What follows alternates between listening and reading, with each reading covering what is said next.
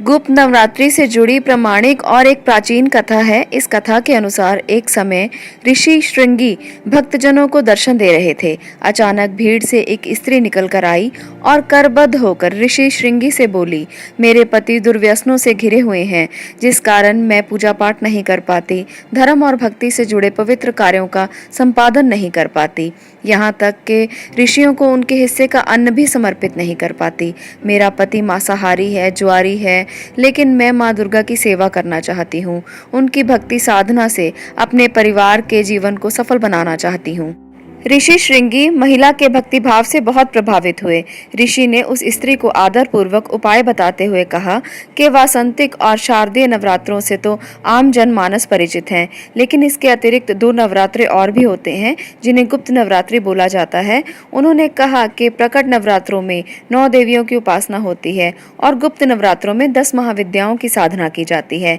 यदि इन गुप्त नवरात्रों में कोई भी भक्त माता दुर्गा की पूजा साधना करता है तो माँ उसके जीवन को सफल कर देती हैं। ऋषि श्रृंगी ने आगे कहा कि लोभी, कामी, व्यसनी, मांसाहारी अथवा पूजा पाठ ना करने वाला भी अगर इन माता के नवरात्रों में यानी कि गुप्त नवरात्रों में पूजा करता है तो उसके जीवन में कुछ और करने की आवश्यकता नहीं रहती। उस स्त्री ने ऋषि श्रृंगी के वचनों पर पूर्ण श्रद्धा करते हुए गुप्त नवरात्रि की पूजा की। माँ उस पर प्रसन्न हुई और उस स्त्री के जीवन में परिवर्तन आने लगा। उसके घर में सुख शांति आ गई। पति जो गलत रास्ते पर था वो सही रास्ते पर आ गया। गुप्त नवरात्रि की माता की आराधना करने से उसका जीवन पुनः खिल उठा।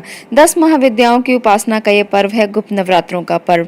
इसको किस तरह से मनाया जाता है, क्यों ये इतना महत्वपूर्ण है, आज इस वीडियो में आगे हम यही जानने वाले हैं। हम जानेंगे कि 10 महाविद्याओं की आराधना क्यों की जाती है। इसके बारे में अधिक लोगों को जानकारी नहीं होती, इसीलिए इन्हें गुप्त नवरात्रे कहा जाता है। गुप्त नवरात्रे विशेष तौर पर गुप्त सिद्धियां पाने का समय है। साधक इन दोनों गुप्त नवरात्रों में विशेष साधना करते हैं तथा चमत्कारिक शक्तियां प्राप्त करते हैं। इस गुप्त नवरात्रों में वामाचार पद्धति से उपासना की जाती है।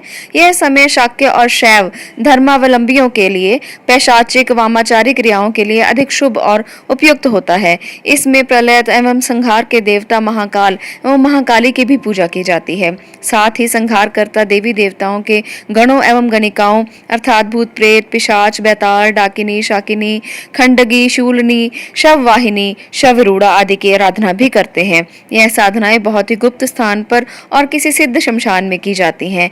दुनिया में सिर्फ 4 शमशान घाट ही ऐसे हैं जहां तंत्र क्रियाओं का परिणाम बहुत जल्दी मिलता है। ये है तारापीठ का शमशान जो पश्चिम बंगाल में है, कामाख्या पीठ जो असम में है, तीसरा नाम आता है त्र्यंबकेश्वर जो नासिक में स्थित है, और इसके बाद उज्जैन जो चक्र तीर्थ शमशान बोला जाता है। गुप्त नवरात्रि में यहाँ दूर दूर से साधक आकर गुप्त साधनाएं करते हैं। यहाँ पर देवी काली की उपासना भी की जाती है। माना जाता है कि माँ ने ये काली का रूप दैत्यों के संहार के लिए लिया था। जीवन की हर परेशानी और दुख को दूर करने के लिए देवी काली की आराधना की जाती है। चलिए जानते हैं कि 10 महाविद्याओं की आराधना करने से क्या क्या फल प्राप्त होते हैं और किस लिए इनकी आराधना की जाती है। सबसे पहली है माँ देवी काली। माना जाता है माँ ने काली का रूप दैत्यों के संहार के लिए लिया था।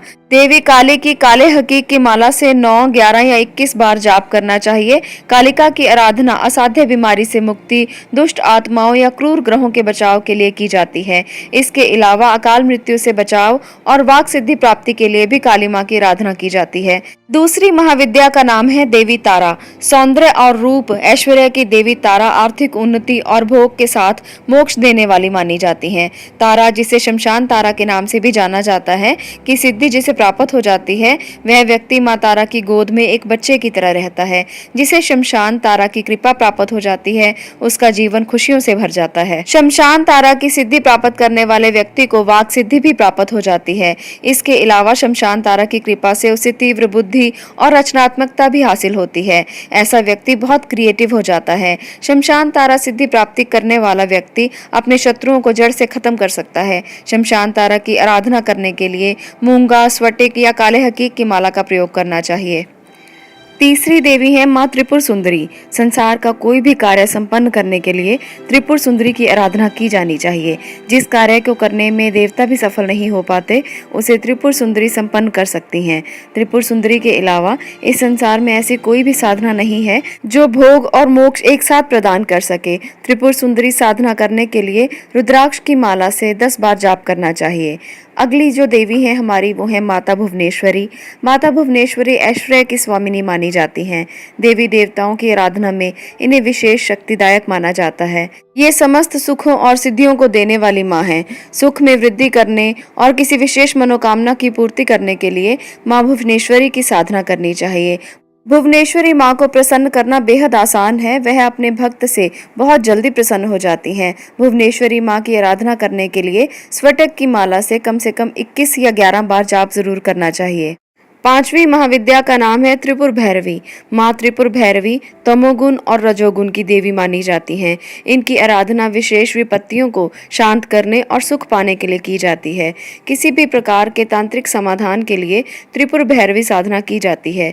यह साधना प्रेत आत्माओं के लिए काफी खतरनाक मानी गई है। इसके अलावा ऐसे व्यक्ति जो आकर्षक जीवन साथी की ख्वाहिश रखते हैं, उनके लिए भी यह साधना करना फायदेमंद रहता है। किसी भी बुरे तांत्रिक प्रभाव से मुक्ति और शीघ्र विवाह के लिए इस सिद्धि को प्राप्त किया जाता है। मूंगे की माला से त्रिपुर भैरवी की आराधना की जानी चाहिए। छठी देवी का नाम है छिन्नमस्ता देवी। माँ छिन्नमस्ता की उपासना से भौतिक वैभव की प्राप्ति, वाद विवाद में विजय, शत्रुओं पर जय, सम्मोहन शक्ति के साथ साथ अलौकिक संपदाएं भी प्राप्त होती हैं।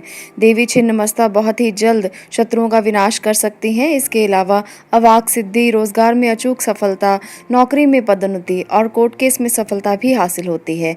इसके साथ साथ अगर पति पत्नी के रिश्तों में कोई दिक्कत आ रही हो या पति या पत्नी को अपने वश में रखना हो, तो ऐसे में भी देवी छिन्नमस्ता की आराधना की जाती है। छिन्नमस्ता देवी की आराधना रुद्राक्ष या स्वटिक की माला से 11 या 21 बार जाप करना चाहिए। ऐसा करने से देवी प्रसन्न होती हैं और देवी की अमोघ कृपा आप लोगों को प्राप्त होती है। सप्तम महाविद्या का नाम है धूमावती देवी। धूमावती देवी का स्वरूप बड़ा ही मलिन और भयंकर है। दरिद्रता नाश के लिए तंत्र मंत्र, जादू टोना, बुरी नजर, हर तरह के भय से मुक्ति के लिए माँ धूमावती की साधना की जाती है। बुरी नजर और दरिद्रता से मुक्ति, तंत्र मंत्र, जादू टोने, भूत प्रेत के डर से मुक्ति पाने के लिए भी माँ धूमावती की आराधना और उनकी सिद्धि प्राप्त की जाती है। अष्टम देवी है माँ बगलामुखी। देवी बगलामुखी शत्रु को खत्म करने वाली देवी मानी गई हैं। ये अपने भक्तों के भय को दूर करके शत्रुओं और उनकी बुरी शक्तियों का नाश करती हैं। हर प्रकार की समस्या का समाधान और किसी भी परीक्षा में सफलता प्राप्त करने के लिए बगलामुखी साधना की जाती है। सरकारी नौकरी प्राप्त करने के लिए, शत्रुओं का विनाश करने के लिए और कोर्ट कचहरी से संबंधित मसलों को सफल बनाने के लिए भी बगलामुखी साधना की जाती है। हल्दी की माला से 8, 16 और 21 बार बगलामुखी साधना की जाती है।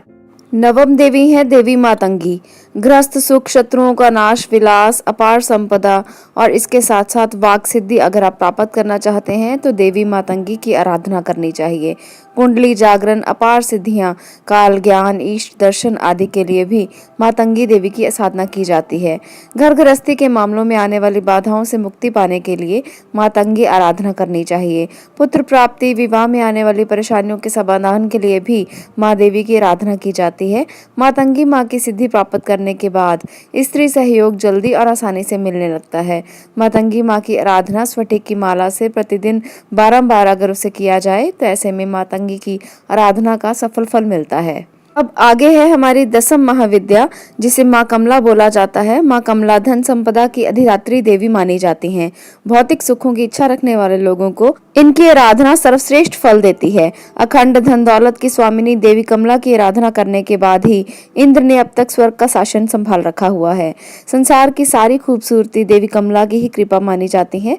इनकी आराधना करने के लिए कमलगट्टे की माला से कम 10 या 21 बार जाप किया जाना चाहिए। ऐसा करने से माँ देवी कमला की बहुत अमोघ कृपा आप लोगों को प्राप्त होगी और सभी प्रकार की सुख सुविधाएं, धन दौलत से आप सराबोर हो जाएंगे। तो इस प्रकार से ये था महाविद्याओं की आराधना करने का महत्व कि क्यों की जाती है। इस प्रकार से 10 महाविद्याओं की पूजा और आराधना, क्यों सिद्धियां प्राप्त करना चाहते हैं लोग, आम जनमानस भी इनकी आराधना कर सकता है, परंतु इस आराधना में बहुत ही ज्यादा ध्यान से और बहुत ही विधि विधान से करना चाहिए, क्योंकि ऐसा ना करने से साधक पर इसके प्रतिकूल कुप्रभाव भी पड़ सकते हैं, इसलिए बहुत सावधानी के साथ ही महाविद्याओं की आराधना करनी चाहिए। तो इस प्रकार से आप भी बहुत ध्यान के साथ, विधि विधान के साथ माँ की पूजा आरंभ कीजिए। आज के लिए इतना ही। अगर आपको वीडियो अच्छी लगी हो तो इसे लाइक कर दें, इसे शेयर करें और इस चैनल को सब्सक्राइब करें। वीडियो को देखने के लिए आपका धन्यवाद।